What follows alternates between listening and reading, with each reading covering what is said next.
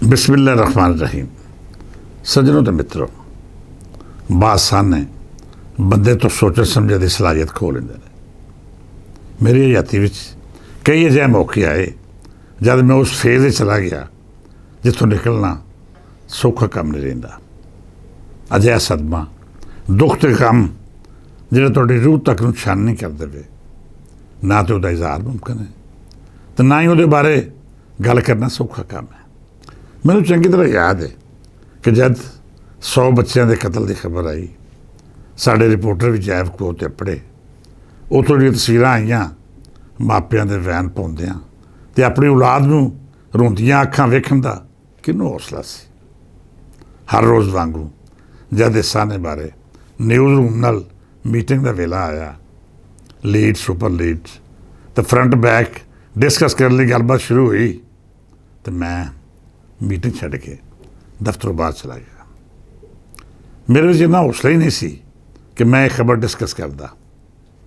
छोटे छोटे मासूम बच्चे किवें उस जालम जावेद इकबाल ने कतल करके उन्होंने फुलों के वजूद तजाब विच गा दिते।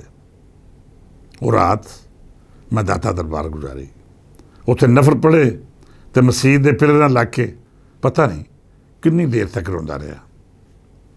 मैं बड़े बड़े जालमां नाल अड्डा लाया, हर तरह की लड़ाई भी लड़ी, 302 के परचे भी चले, पर मैं कभी भी डोलिया नहीं।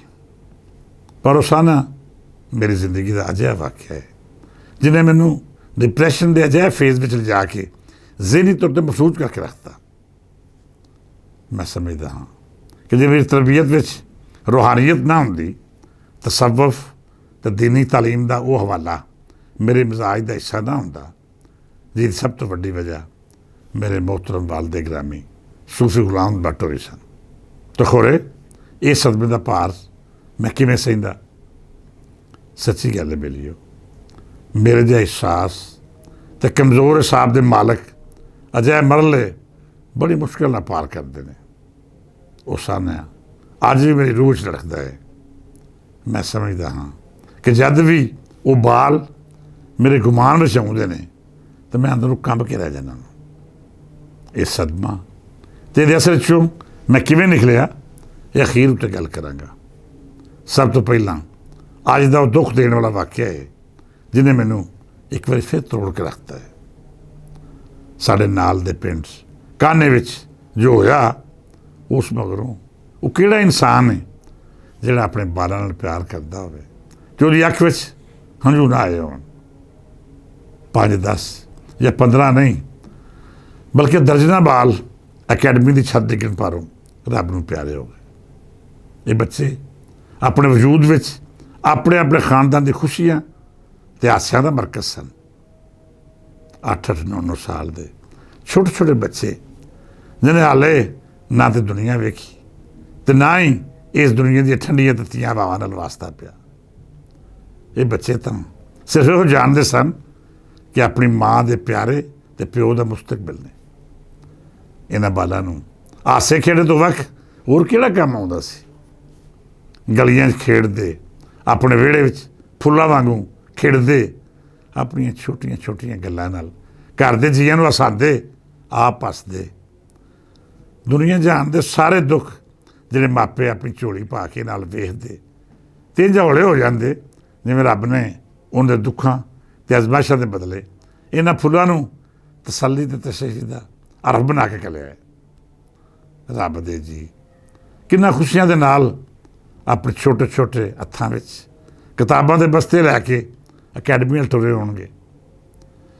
किन्नियां मावां होणगियां जिन्हें मूँह से चुम के घुट के सीने नाल ला के रुखसत किया होएगा। वो प्यो जिहड़े दिहाड़ीदार होणगे, कोई किसी दफ्तर मुलाजमत करता होवेगा तो कोई किसी जालम आका दीयां गालां ते मंदे बोल इस करके सह जांदा होवेगा कि उसने अपनी बच्चियां लई कमा के घर लैके जाना है। उन्होंने सारियां कौड़ियां गल्लां इस करके बर्दाश्त करनियां होणगियां कि मैं काम करांगा तो मेरे बच्चे स्कूल तो उस अकैडमी जा सकणगे जिहड़ी अज उन्हां दा मकतल बन गए। किन्ने प्यो होणगे जिन्हें इस साने तो कुछ देर बाद घर पढ़ना सी। ये सोच के घर का रुख करना सी कि अज घर जांदियां अपने बाल लई खिडौने लैके जाना है, ਜਾਂ ਕੋਈ ਫਲ ਫਰੂਟ ਬੇਲੀਓ। ਜਦ ਉਹਨੂੰ ਪਤਾ ਲੱਗਿਆ ਹੋਵੇਗਾ ਕਿ ਅਕੈਡਮੀ ਦੀ ਛੱਤ ਡਿੱਗ ਪਈ ਹੈ, ਤੂੰ ਕਿਵੇਂ ਦੀਵਾਨਾਵਾਰ ਉਸ ਮਿੱਟੀ ਦੀ ਢੇਰੀ ਵੱਲ ਦੌੜੇ ਹੋਣਗੇ ਜਿਹਦੇ ਹੇਠ ਉਹਨਾਂ ਦੇ ਜਿਗਰ ਦੇ ਟੁਕੜੇ ਆਖਰੀ ਸਾਹਾਂ ਲੈ ਰਹੇ ਸਨ, ਜ਼ਖਮਾਂ ਨਾਲ ਚੂਰ ਦੱਬੇ ਹੋਏ ਸਨ। ਉਸ ਕੈਫੀਅਤ ਤੋਂ ਕੋਈ ਕਿਵੇਂ ਵਾਕਿਫ ਹੋ ਸਕਦਾ ਹੈ ਜਿਹੜੀ ਉਹਨਾਂ ਮਾਵਾਂ ਉੱਤੇ ਬੀਤੀ, ਜਿਹਦੇ ਸਾਹਮਣੇ ਉਹਨਾਂ ਦੇ ਬਾਲ ਜ਼ਿੰਦਾ ਇਸ ਕਬਰ 'ਚ ਦਫਨ ਹੋ ਗਏ।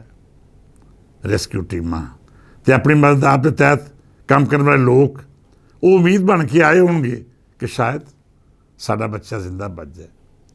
ਕੋਈ ਚੀਖ ਕੇ ਦੁਆਵਾਂ ਕਰ ਰਿਹਾ ਹੋਵੇਗਾ, ਕੋਈ ਹੋਸ਼ ਖਾ ਕੇ ਭੋਏ 'ਤੇ ਡਿੱਗਾ ਹੋਵੇਗਾ, ਅਤੇ ਕੋਈ ਆਪਣੇ ਆਵਾਜ਼ ਤੋਂ ਬੇਗਾਨਾ ਆਪਣਾ ਗਿਰੇਬਾਨ ਚਾਕ ਕਰਕੇ ਹਮੇਸ਼ਾ ਲਈ ਆਪਣੇ ਅੰਦਰੋਂ ਆਸਿਆ ਦਾ ਖਾਤਮਾ ਕਰਕੇ ਜ਼ਿੰਦਾ ਲਾਸ਼ ਬਣ ਗਿਆ ਹੋਵੇਗਾ।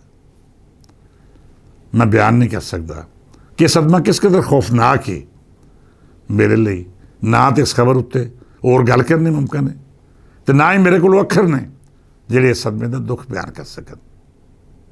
ਮਿੱਤਰ ਪਿਆਰਿਓ, ਮੈਨੂੰ ਯਾਦ ਹੈ ਕਿ ਅੱਬਾ ਜੀ ਮਰਹੂਮ ਆਖਦੇ ਸਨ ਕਿ ਜਦ ਵੀ ਕੋਈ ਦੁੱਖ ਅੱਧੋਂ ਵੱਧ ਜਾਏ, ਆਵਾਜ਼ ਖੋਹ ਲਵੇ ਅਤੇ ਤੁਹਾਡੀ ਹਿੰਮਤ ਸਦਮਾ ਬਰਦਾਸ਼ਤ ਕਰਨ ਤੋਂ ਜਵਾਬ ਦੇ ਦੇਵੇ।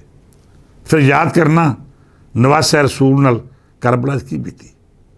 ਇਹ ਸੋਚ ਲੈਣਾ ਜਵਾਨ ਅਲੀ ਅਕਬਰ, ਅਬਾਸ ਅਤੇ ਕਰਬਲ ਦੇ ਉਹ ਸਾਰੇ ਸ਼ਹੀਦ ਜਿਹੜੇ ਸਾਡੇ ਨਬੀ ਦੇ ਖਾਨਵਾਦੇ ਨਾਲ ਤਾਲ ਰੱਖਦੇ ਸਨ, ਉਸ ਖਾਨਦਾਨ ਨਾਲ ਜਿਹੜਾ ਇਸ ਕਾਇਨਾਤ ਦਾ ਅਜ਼ੀਮ ਤਰੀਨ ਖਾਨਦਾਨ ਜਿਹਦੀ ਖਾਤਰ ਇਹ ਕਾਇਨਾਤ ਤਖਲੀਕ ਹੋਈ, ਉਹਨਾਂ ਦਾ ਲਹੂ ਕਿਵੇਂ ਰੇਤ 'ਤੇ ਰੋੜਿਆ ਗਿਆ, ਉਹਨਾਂ ਦੀਆਂ ਲਾਸ਼ਾਂ ਦੀ ਕਿਵੇਂ ਬੇਰੁਮਤੀ ਕੀਤੀ ਗਈ, ਅਤੇ ਕਿਹੜਾ ਜ਼ੁਲਮ ਸੀ ਜਿਹੜਾ ਨਾ ਉੱਤੇ ਨਹੀਂ ਹੋਇਆ। 100 ਬਾਲਾਂ ਦੇ ਕਤਲ ਤੋਂ ਲੈ ਕੇ ਕਾਨੇ ਵਿੱਚ ਵਾਪਰੇ ਇਹ ਸਦਮੇ ਤੀਕਰ ਮੈਂ ਜਦ ਵੀ ਸੋਚਿਆ ਮੈਨੂੰ 6 ਮਹੀਨਿਆਂ ਦਾ ਅਲੀ ਅਸਗਰ ਯਾਦ ਆ ਜਾਂਦਾ ਹੈ, ਜਿਹੜਾ ਇਮਾਮ ਹੁਸੈਨ ਅਲੈਹਿਸ ਸਲਾਮ ਦੀ ਝੋਲੀ 'ਚ ਪਿਆਸਾ ਕਤਲ ਕਰਤਾ ਗਿਆ। ਜੰਨਤ ਦੇ ਸਰਦਾਰ ਦਾ ਆਪਣਾ ਬੱਚਾ ਜਿਹੜਾ ਹਾਲੇ ਵੀ ਨਹੀਂ ਸੀ ਦੱਸ ਸਕਦਾ ਕਿ ਮੈਨੂੰ ਕੀ ਚਾਹੀਦਾ ਹੈ, ਤਰੇ ਲੱਗੀ ਹੈ ਭੁੱਖ, ਪਰ ਉਹ ਸ਼ਹੀਦ ਹੋ ਗਿਆ। ਮਕਸਦ ਇਹ ਨਹੀਂ ਸੀ ਕਿ ਇੱਕ ਮਾਸੂਮ ਦੀ ਸ਼ਹਾਦਤ ਨਾਲ ਕੋਈ ਇਨਕਲਾਬ ਆ ਜਾਣਾ ਸੀ। ਮਕਸਦ ਸਿਰਫ ਔਰ ਸਿਰਫ ਸਾਨੂੰ ਇਹ ਦੱਸਣਾ ਸੀ ਕਿ ਜਦ ਦੁਨੀਆ ਦੀਆਂ ਅਜ਼ੀਮ ਤਰੀਨ ਹਸਤੀਆਂ ਇਸ ਸਦਮੇ ਤੋਂ ਗੁਜ਼ਰੀਆਂ ਅਤੇ ਅਸੀਂ ਤੁਸੀਂ ਕੀ ਚੀਜ਼ ਹਾਂ। ਜਿਵੇਂ ਉਹ ਸਦਮਾ ਪਾਕ ਬੀਬੀਆਂ ਅਤੇ ਖਾਨਵਾਦੇ ਰਸੂਲ ਨੇ ਬਰਦਾਸ਼ਤ ਕੀਤਾ, ਇਸ ਨੂੰ ਰੱਬ ਦੀ ਰਜ਼ਾ ਸਮਝ ਕੇ ਉਹਦੇ ਹਜ਼ੂਰ ਸਜਦਾ ਕਰਕੇ ਆਪਣੇ ਆਪ ਨੂੰ ਜ਼ਾਤੇ ਬਾਰੀ ਤਾਲਾ ਦੇ ਸਪੁਰਦ ਕਰਤਾ। ਉਂਝ ਹੀ ਅਜਿਹਾ ਅਹਿਸਾਨ ਹੈ, ਮਗਰੋਂ ਸਾਨੂੰ ਵੀ ਸਬਰ ਕਰਨਾ ਚਾਹੀਦਾ ਹੈ। ਕੋਈ ਸ਼ੱਕ ਨਹੀਂ ਕਿ ਉਹ ਵੱਡੇ ਲੋਕ ਸਨ, ਰੱਬ ਦੇ ਚੁਣੇ ਹੋਏ ਅਤੇ ਧਰਤੀ ਦੇ ਅਫਜ਼ਲ ਤਰੀਨ ਲੋਕ। ਉਹਨਾਂ ਦੀਆਂ ਅਜ਼ਮੈਸ਼ਾਂ ਵੀ ਵੱਡੀਆਂ ਸਨ ਅਤੇ ਈਮਾਨ ਵੀ ਪੁਖਤਾ। ਅਸੀਂ ਕਮਜ਼ੋਰ ਈਮਾਨ ਅਤੇ ਕਮਤਰ ਹੌਸਲੇ ਵਾਲੇ ਲੋਕ ਹਾਂ, ਪਰ ਰੱਬ ਸੱਚਾ ਆਖਦਾ ਹੈ ਕਿ ਮੈਂ ਕਦੀ ਕਿਸੇ ਨੂੰ ਉਹਦੀ ਬਰਦਾਸ਼ਤ ਤੋਂ ਵੱਧ ਸਦਮਾ ਨਹੀਂ ਦਿੰਦਾ। ਇਹ ਦੁੱਖ ਅਜਿਹਾ ਹੈ ਜਿਹੜਾ ਮਾਪੇ ਅਤੇ ਦੂਰ ਦੀ ਗੱਲ ਮੇਰੇ ਜਿਹੇ ਲੋਕਾਂ ਨੂੰ ਵੀ ਅੰਦਰੋਂ ਤਰੋੜ ਕੇ ਰੱਖਦੇ। ਪਰ ਰੱਬ ਦੀ ਰਜ਼ਾ ਵਿੱਚ ਰਾਜ਼ੀ ਹੋਣ ਤੋਂ ਇਲਾਵਾ ਸਾਡੇ ਕੋਲ ਕੋਈ ਦੂਜਾ ਆਪਸ਼ਨ ਨਹੀਂ। ਰੱਬ ਤਾਲਾ ਇਹਨਾਂ ਬੱਚਿਆਂ ਨੂੰ ਆਪਣੇ ਨਬੀ ਦੇ ਕੋਲ ਥਾਂ ਦੇਵੇ, ਜੰਨਤ ਵਿੱਚ ਉਹਨਾਂ ਦਾ ਘਰ ਹੋਵੇ, ਅਤੇ ਉਹ ਆਪਣੇ ਮਾਪਿਆਂ ਦਾ ਵਸੀਲਾ ਬਣ। ਹਰ ਮਾਂ ਪਿਓ ਅਤੇ ਘਰ ਦੇ ਜੀਅ ਨੂੰ ਰੱਬ ਸੋਹਣਾ ਹੌਸਲਾ ਅਤੇ ਸਦਮਾ ਬਰਦਾਸ਼ਤ ਕਰਨ ਦੀ ਹਿੰਮਤ ਦੇਵੇ। ਮੇਰੇ ਤੋਂ ਹੋਰ ਗੱਲ ਕਰਨਾ ਮੁਮਕਿਨ ਨਹੀਂ। ਇਜਾਜ਼ਤ ਦਿਓ। ਰੱਬ ਰੱਖ।